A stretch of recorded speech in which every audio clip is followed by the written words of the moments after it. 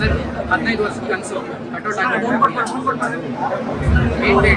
ಇವತ್ತೊಂದು ಅದ್ಭುತವಾದಂಥ ದಿನ ನನ್ನ ಲೈಫಲ್ಲೇ ಈ ದಿನಕ್ಕೋಸ್ಕರ ತುಂಬ ಕಾದಿದೆ, ತುಂಬ ಕಷ್ಟಪಟ್ಟಿದ್ದೀನಿ ಜೀವನದಲ್ಲಿ ಈ ಒಂದು ಮಟ್ಟಕ್ಕೆ ಬರಲಿಕ್ಕೆ.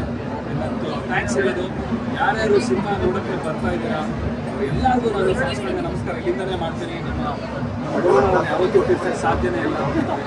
ಸಿನಿಮಾ ತುಂಬ ಚೆನ್ನಾಗಿ ಬಂದಿರುತ್ತೆ, ರಿವ್ಯೂ ಬಂದಿದೆ, ತುಂಬ ಎಂಜಾಯ್ ಮಾಡ್ತೀರಾ. ಸಿನಿಮಾಗೆ ಬನ್ನಿ, ನೀವು ಕೊಟ್ಟದ್ದು ಖಂಡಿತ ಮೋಸ ಆಗೋದಿಲ್ಲ, ಅದಂತೂ ನಾನು ಪ್ರಾಮಿಸ್ ಆಗಿ ಹೇಳ್ತೀನಿ. ಸಿನಿಮಾ ಅಂತೂ ತುಂಬ ಚೆನ್ನಾಗಿ ಬಂದಿದೆ. ಸೂತ್ರಧಾರಿನ ಮಿಸ್ ಮಾಡ್ಕೊಬೇಡಿ, ಥಿಯೇಟ್ರಿಗೆ ಬಂದು ನೋಡಿ ಎಂಜಾಯ್ ಮಾಡಿ.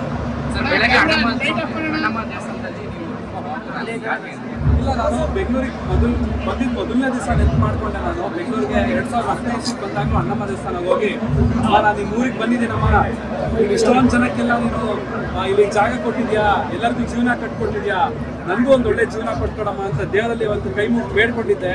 15 ವರ್ಷಗಳ ನಂತರ ಗರ್ಭಗುಡಿ ಒಳಗಡೆ ನಿಲ್ಲಿಸಿ ನನಗೆ ಇವತ್ತು ಪೂಜೆ ಮಾಡಿಸಿದ್ರು. ನನಗೆ ಅಳು ತಡೆಯೋಕ್ಕಾಗಿಲ್ಲ. ಇವತ್ತು ತುಂಬ ಎಮೋಷನ್ ಫೀಲ್ ಆಯಿತು ನನಗೆ. ತಾಯಿಗೆ ಇವಾಗಲೂ ನಾನು ನಮಸ್ಕಾರ ಮಾಡ್ತೀನಿ. ಆ್ಯಂಡ್ ಕೋಟ್ಯಾಂತರ ಕರ್ನಾಟಕ ಕನ್ನಡಿಗರಿಗೆ ಸಾಷ್ಟಾಂಗ ನಮಸ್ಕಾರ ಮಾಡ್ತೀನಿ. ನನ್ನ ಇವತ್ತು ಪ್ರೀತಿ ಕೊಟ್ಟು ಇವತ್ತು ಈ ಲೆವೆಲ್ವರೆಗೂ ತಂದು ಬಿಟ್ಟಿದ್ದೀರಾ. ಇನ್ನು ಮುಂದೆನೂ ನನ್ನ ಬೆಳೆಸೋ ಜವಾಬ್ದಾರಿನೇ ನಿಮ್ಮದು.